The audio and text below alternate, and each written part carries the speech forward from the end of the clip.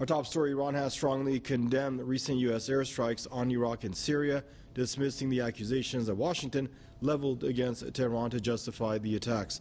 In a letter to the President of the UN Security Council, Iran's ambassador rejected the accusation that the U.S. launched the airstrikes to prevent attacks by Iran or Iran-backed groups on U.S. interests. Majid Takhtrawanchi said such allegations are completely baseless, as Iran has never been directly or indirectly involved in any armed attack on American personnel and facilities in Iraq.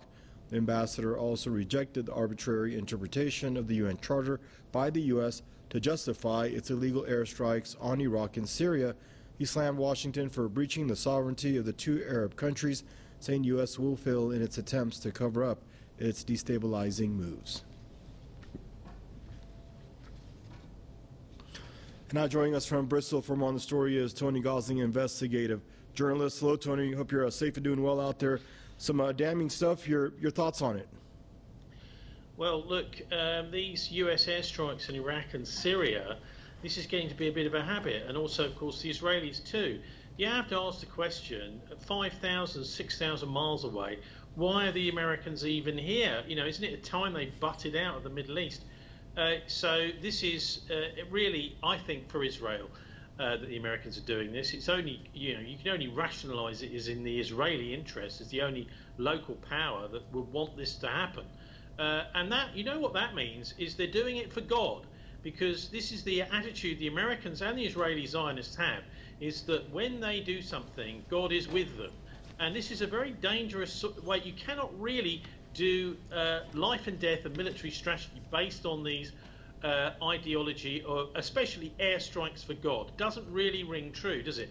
And of course, they're also really, what they're trying to do is to scupper, I think, these talks that are going on over the United States rejoining the JCPOA by trying to blame Iran. I cannot see how they could possibly manage to persuade anybody in the Western press that this is in order to block Iranian influence somehow, because there doesn't seem to be any real direct link between Iran and the people that the Americans are trying to attack in Syria and Iraq. So to me, I as a Western journalist am particularly disgusted by the way that the Americans it seems can continually get away with these sorts of accusations, even at the UN Security Council, saying that this is somehow within the constraints of the UN Charter, because they're trying to defend themselves. Seems absurd to me. Right, and basically, you know, the U.S. has been carrying out strikes, you very well know, for quite some time, both on Iraqi soil and on Syrian soil.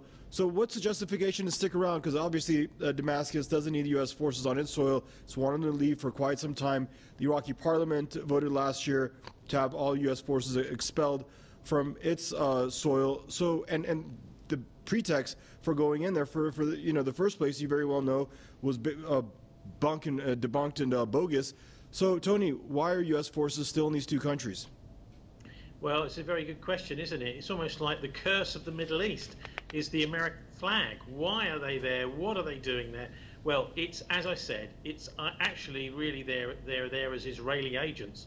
They're doing the bidding of the Israelis. And I think actually this is a plan that goes back quite a long way, right the way till the time of the Balfour Declaration and the First World War, where the US, the British, agreed together to try and set up this Crusader state. So although it looks as if the Americans and the British are doing it for the Israeli benefit, as I said, actually I think this has been part of the plan really for decades, if not, you know, a century or more, in order to get themselves. It's a bit like the old medieval crusades, isn't it? You know, where we had all these knights in shining armor charging across Europe, not quite so fast as these US fighter jets, obviously, but to go to the Middle East to create the Crusades in medieval times. And now, where they failed back in those days, being pushed back by the Saracens and you know, and Saladin and the rest of them, that they've now said, well, we have got a vendetta about that from you know, hundreds of years ago, and we're going to show you. We're going to actually start to possess the Holy Land,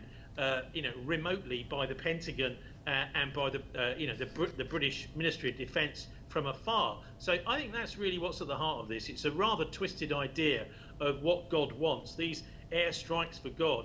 is actually, I think, what's at the back of these American moves, which are really indefensible under international law. And I think it'd be quite good if they televised the Americans trying to get away with this at the Security Council, because they haven't got a leg to stand on. Right, Tony. But before we let you go, the ironic thing here is that these forces that were targeted are fighting ISIL or Daesh on the ground and not the Israelis. So how does that make sense? Tell us real quick. Well, you know what? It's just another. ISIL is a U.S.-sponsored, NATO-sponsored force, as was al-Qaeda. These are just another prong in the tripod, if you want, that the devil is pointing towards the Middle East from the United States, from Britain, from Israel, which is to destabilize the region. They want to balkanize that region. They want to redraw boundaries because their attitude is that unless you do as we say, as they've done, I think they've attempted to do anyway, over most of the Eurasian continent, if you don't do as we say, we're going to just cause trouble for you. And this is all really just intimidation tactics, nothing to do whatsoever with international law. Thanks, Tony. Stay safe, and a pleasure to have you on. From Bristol, Mr. Tony Gosling there joining us.